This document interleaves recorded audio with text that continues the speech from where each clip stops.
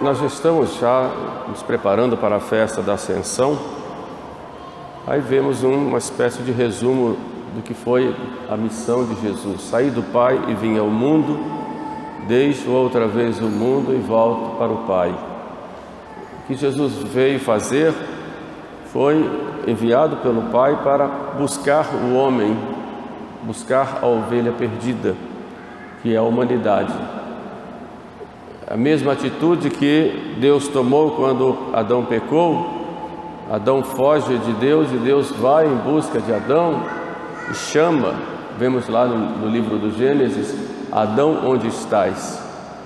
E Adão se esconde, e depois Adão diz: Senhor, eu estava nu e me escondi.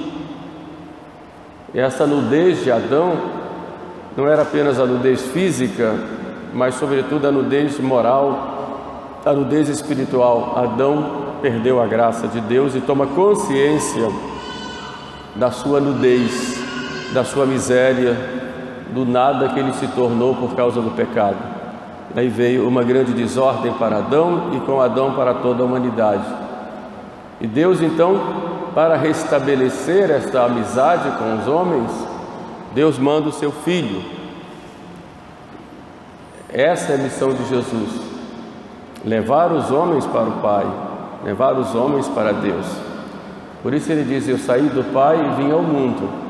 Já cumpri a minha missão, já paguei pelos pecados dos homens, já fiz o que o Pai me mandou. Agora que restabeleci a ordem no homem, volto para o Pai, para a glória do Pai. E lá no Pai, diante do Pai, estarei rogando por vós, apresentando as chagas das minhas mãos, dos meus pés, do meu lado, por todos vós. Só que eu não volto sozinho, eu volto convosco. E aí que está o grande mistério do amor de Deus e o grande mistério da redenção. Vim do Pai, vim ao mundo, agora volto para o Pai e volto com a igreja, que é o corpo místico, volta conosco. Por isso o Pai, quando ouve o seu Filho, Ele ouve também a nós, e ouve a nós porque ouve o seu Filho. E quando nós oramos com o Filho, como membros do corpo do seu Filho. Aí é que está o grande mistério da oração. Orar é orar com Jesus, por Jesus e em Jesus. Por quê? Porque nós somos unidos ao Filho. Uma palavra que usa muitas vezes: estamos encardinados, estamos dentro, somos configurados, pertencemos, enxertados. É a figura que São Paulo usa: um galho enxertado no tronco, que é Jesus. Esse é o grande mistério de restauração da humanidade. Mas ouvimos tudo isto durante vários domingos, e hoje a igreja nos mostra São Tiago nos dando alguns conselhos, falando sobretudo de como deve ser a nossa vida diante de toda essa graça que Deus nos concedeu. E ele começa dizendo que nós devemos, diante da palavra de Deus, não sermos como ouvintes esquecediços, mas nos alimentar da palavra. É muito significativo o fato da igreja sempre nos mostrar a palavra como alimento. A Bíblia fala isso. A palavra de Deus é alimento. Alimento para os que caminham, alimento que nos fortalece, porque na realidade a palavra de Deus é o próprio Jesus Cristo. No princípio era o Verbo estava em Deus e o Verbo era Deus. E esse Verbo, que é a palavra, se fez carne. Jesus, certa vez, diz: bem-aventurados os que ouvem a palavra de Deus e a põem em prática. A palavra em vós enxertada, nos fala São Paulo. Daí o valor da palavra de Deus. E Jesus nos diz: quem ouve a minha palavra é um homem sensato. Quem ouve a minha palavra e põe em prática é o homem sensato, aquele que constrói a sua casa sobre a rocha. Daí o valor da palavra de Deus. Nós hoje ouvimos muito falar da palavra de Deus, e depois os protestantes usam a Bíblia de todo jeito, de todo lado, e por isso muitas vezes o católico fica um pouco escrupuloso quando se insiste em ouvir a palavra de Deus, em se alimentar da palavra de Deus. Porque na verdade o que São Tiago nos diz aqui é que a palavra de Deus é alimento, não é apenas para nós escutarmos como estamos escutando agora, mas é para nos alimentarmos dela. Aí a questão que se coloca é exatamente esta: eu sou ouvinte da palavra de Deus, ou eu sou ouvinte apenas, ou eu me alimento da palavra de Deus, que é lâmpada e que é alimento. Uma pessoa que se alimenta, come lá todos os dias, o almoço, o jantar e tudo mais, aquele alimento vai no corpo e dá forças para a pessoa caminhar, fazer as suas coisas. E a palavra de Deus, que alimenta a nossa alma, ela nos dá forças ou não dá? Ela em si, ela age porque ela tem uma força, mas se eu sou apenas ouvinte e esquecer disso, como nos falou São Tiago, ela não vai dar essa força, porque eu não me alimentei dela, apenas escutei. Por isso eu não posso ser apenas ouvinte. O Papa João Paulo II, numa das suas catequeses, ele diz, comentando esse texto de São Tiago, ele diz: essas palavras de São Tiago são palavras muito sérias e muito severas. O cristão não deve trair, não deve se entusiasmar com palavras vãs, não deve defraudar a palavra de Deus, porque nós temos uma missão na sociedade como cristãos, e a nossa missão é muito delicada, sobretudo nos tempos de hoje. Vivemos um tempo difícil na história do mundo e na história da igreja. A igreja não tem mais aquela força que tinha. Se olhamos em termos de história do Brasil, não tem mais aquela força que tinha. Me lembro, meu pai me dizia, lá na cidadezinha onde eu nasci, lá no Nordeste, na época da Páscoa, todo mundo confessava e todo mundo comungava. Eu perguntava para o meu pai: mas todo mundo comungava? Não, só tinha 2 pessoas que não confessavam, e todo mundo sabia quem era.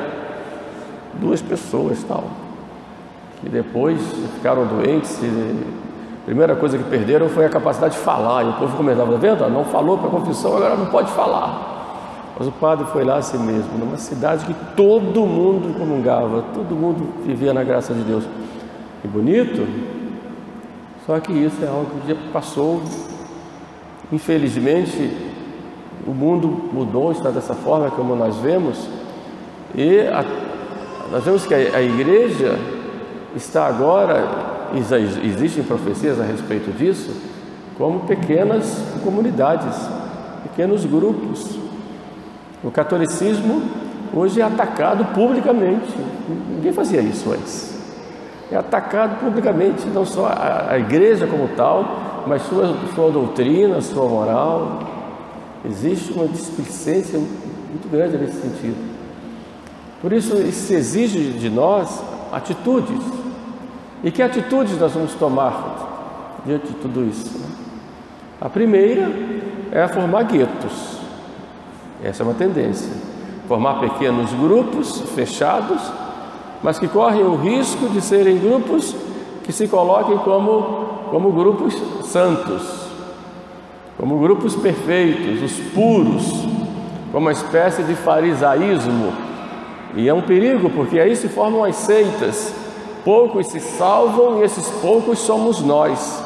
E fica em torno, em geral, de 1 ou 2 pessoas, clérigos ou leigos, e formam guetos. E a igreja, então, se transforma em guetos. Outro perigo é o contrário.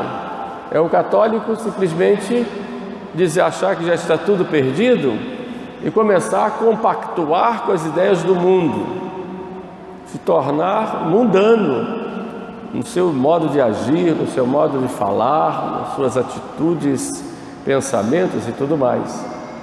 São 2 extremos. E o que é que Deus quer de nós nesse tempo agora? Nós somos membros da igreja, somos membros do corpo místico de Cristo. Fora dela não há salvação. Então nós somos chamados a não só ouvirmos a palavra de Deus, mas somos chamados a testemunhar essa palavra de Deus primeiro com a nossa vida, procurando realmente uma verdadeira conversão em tudo, uma transformação total para que a palavra de Deus seja realmente alimento nosso no dia a dia, em tudo que nós fizermos. Como diz São Paulo, tudo que fizerdes por palavras ou por obras, fazei tudo em nome de Jesus. E aí sim, nós damos o nosso testemunho na sociedade, porque nós, como católicos, temos uma missão no mundo, mas como igreja, não podemos admitir de maneira alguma divisões, porque somos poucos. Então vamos ficar nos digladiando, lutando uns com os outros, nos criticando, nos maltratando, enquanto nós temos uma fé e temos que garantir a vida, a fé, crer e depois a vida de fé. Então nós temos que ter esse cuidado de sermos do mundo que Jesus mesmo nos fala, sermos sal, luz e fermento. Mas não podemos ficar calados, não podemos nos conformar com essa confusão que nós vemos. Temos que dar testemunho com a nossa vida em primeiro lugar e depois expressar isso com atitudes e palavras, levando nosso Senhor, aquela palavra que nos alimentou, levando aos outros em todos os lugares onde nós estivermos, seja no recôndito de um lar, seja em cima de um telhado. Nós não podemos calar esta palavra que nos transformou. Temos que expressar isso, mas essa expressão deve ser algo fruto de uma vivência, senão estaremos sendo hipócritas, mostrando algo que nós não somos, e aí a palavra não vai ter a sua função como deve ter, não vai formar. E é exatamente isso que São Tiago nos fala, de sermos testemunhas de Cristo como igreja. Não podemos nos esquecer que nós somos membros da Igreja Católica Apostólica Romana, única comunidade de salvação, e somos todos membros, e membros uns dos outros, um corpo só. É verdade que dentro da igreja há muitos problemas, como nós vemos na parábola do joio e do trigo, está lá, joio e trigo, e que não pode arrancar o joio para não arrancar o trigo, como Jesus fala. A igreja como uma rede lançada ao mar que tem peixes bons e peixes ruins, e todo tipo, vem tudo, mas Deus deixa tudo isso para a nossa aprovação, para o nosso crescimento e para a conversão daqueles que precisam se converter, né? E Deus permite. O fato é que nós somos igreja, e temos que ter essa vivência na igreja, não achando que nós somos melhores e nós somos católicos de primeira classe, como se isso existisse. Porque todos somos pecadores, todos somos falhos, todos nós, todos. Então nós temos que ter um cuidado de não ficarmos nos julgando uns aos outros, porque isso faz um grande mal até para a nossa própria vida espiritual. Aí eu termino formando o meu próprio gueto como se eu fosse o perfeito e o meu grupinho fosse o perfeito. Isso não é bom. Isso faz um grande mal. Isso foi um grande mal em toda a história da igreja. E o que é pior, muitas vezes o grupinho se separa, porque julga, se separa da própria constituição hierárquica da igreja. Isso faz mal. Então nós temos que nos sentir igreja porque somos igreja, como Jesus constituiu, como Jesus fez. Eu fico olhando às vezes a questão dos sedevacantistas, por exemplo, que são cismáticos. São cismáticos. Segundo a definição lá de Santo Tomás, do direito canônico, são cismáticos. Eu fico olhando que tipo de igreja pensa no futuro, né? Uma igreja criada por eles. Mas nós temos esse risco de muitas vezes sermos também adventistas práticos, de dizermos que nós é que somos a igreja, e começamos a criticar, a julgar todos. Isso é um perigo muito grande, porque aí entra o orgulho, e eu faço o meu grupo, e qualquer outro, então eu tenho alguma coisa a criticar. Nós somos igreja católica, e como igreja católica estamos nesse barco com dificuldades,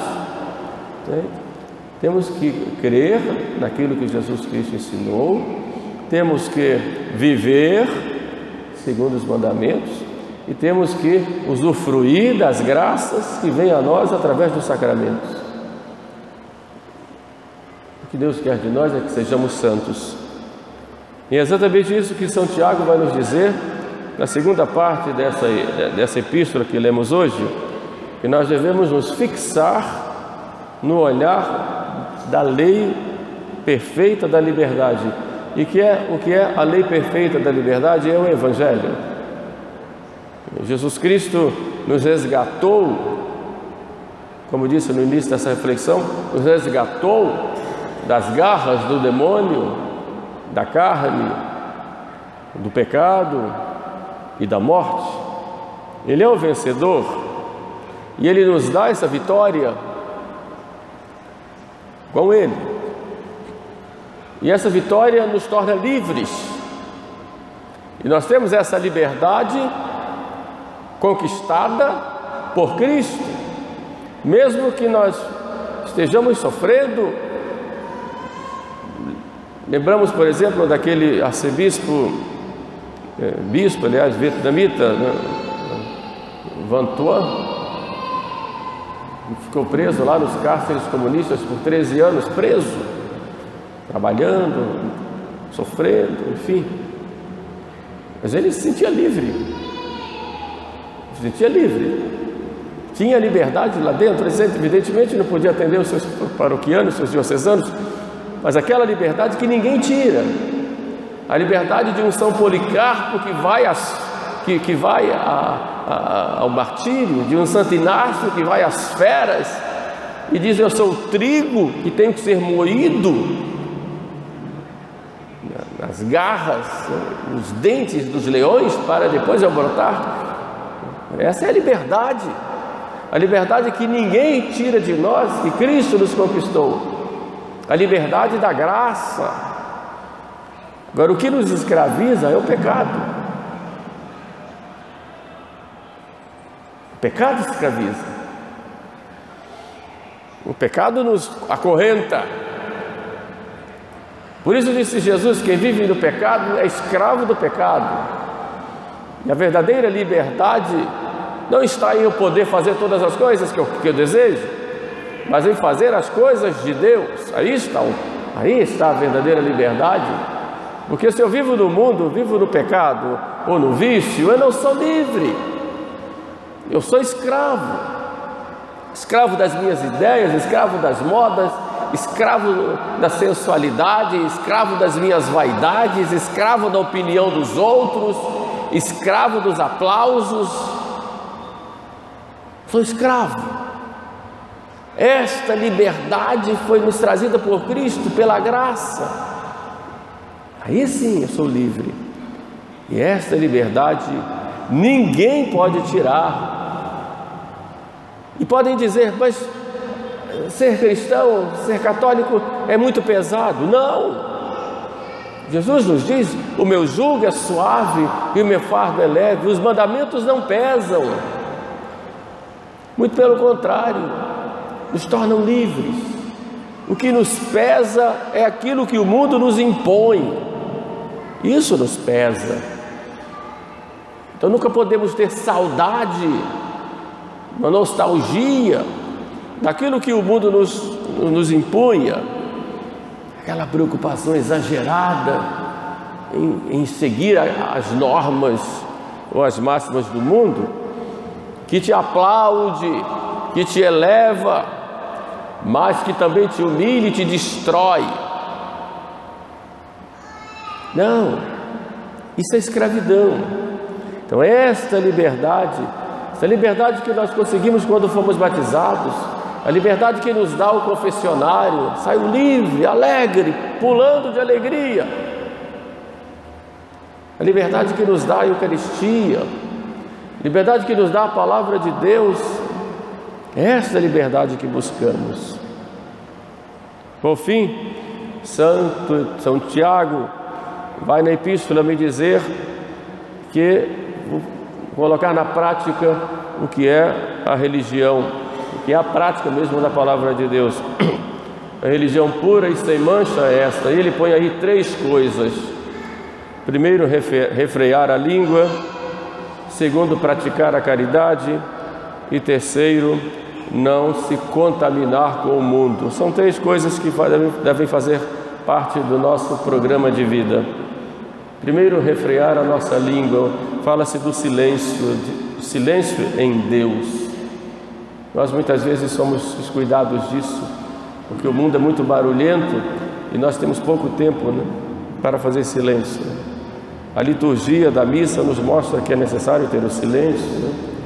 Na oração, às vezes na oração nós falamos o tempo todo com Deus e ficamos pouco tempo em silêncio. E no silêncio, né, nós podemos ouvir a Deus, né? A imitação de Cristo nos fala, Deus fala no silêncio. Então a oração também tem que ter momentos de silêncio. Você reza e cala, deixa Nosso Senhor falar, inspirar. Não para ter visões, mas Nosso Senhor vai dar as inspirações. É no silêncio que você faz o discernimento, que você pondera, que você coloca a Palavra de Deus na sua vida e aplica e faz propósitos. É tão importante esse silêncio na oração, né, que Santa Teresa dizia que quem não medita não precisa nem que o diabo tente. A pessoa já vai para o inferno porque vai direto, porque quer, não precisa nem de tentação. E vocês podem observar que o mundo hoje é o mundo do barulho, e muitas vezes querem trazer esse barulho para dentro da igreja. Eu disse nessa semana numa reunião do clero, numa diocese aí de que eu participava, falando do silêncio, me deram a oportunidade de falar da Eucaristia, falar um pouquinho do silêncio. Eu disse exatamente isso, que às vezes na liturgia o padre faz o sinal da cruz, engata a primeira e barulho até o fim, e o povo ainda sai da igreja fazendo barulho. Isso faz mal. A participação na liturgia, o silêncio é uma forma de participar. Não é só falando que participa da liturgia, o silêncio. E isso na vida também, no dia a dia. Então o silêncio para ouvir a Deus, como diz a invitação de Cristo. Jesus fala isso na invitação de Cristo, né? Quando tu falas, eu calo. Quando tu calas, eu falo. Então se você não cala, eu não falo. É exatamente isso que diz a imitação de Cristo. Então, São Tiago diz, olha, põe um freio na língua. Freio na língua. Cala essa boca. Cala. Fica quietinho. Pensa melhor. Seja prudente nas palavras. Não é? A gente nunca vai perder por isso. Freio na língua. E quando a gente diz freio na língua, hoje, freio nos dedos, né? Freio nos dedos. Né? Se tivesse internet, então Tiago diria isso, né? Freio nos dedos. Depois ele fala de praticar a caridade, fala dos órfãos e viúvas, né? Praticar a caridade. Viver a palavra de Deus é ir ao encontro do outro que precisa. Nós somos todos irmãos. E na igreja, São Gregório Magno dizia, na igreja os outros são o seu suporte, né? E você é suporte dos outros e vice-versa, né? Suporte, né? Uns dos outros. Então temos que ter esse cuidado também em termos de igreja. E por fim, não se contamine com o mundo, não se deixe contaminar pelas coisas do mundo. Embora estejamos no mundo, e São Tiago falava para uma comunidade como a nossa hoje, talvez até mais simples, né? O paganismo imperando, ele não se contamine, não se contamine, não se contamine. Então tenhamos esse cuidado de não nos deixar contaminar. E hoje é muito pior, porque a pressão é muito maior e os meios, né, de engodo, de engano, são muito grandes. E Nosso Senhor nos dá o remédio, né? A oração, né? A vida de oração, esse aqui é o segredo, né? Peçamos, pois, a Nossa Senhora, que ouviu essa palavra de Deus e a foi pôs em prática, que foi assim louvada por nosso Senhor, que ela interceda por nós para que tenhamos a palavra de Deus impressa não só nos nossos lábios, mas impressa também na nossa vida. Louvado seja nosso Senhor Jesus Cristo.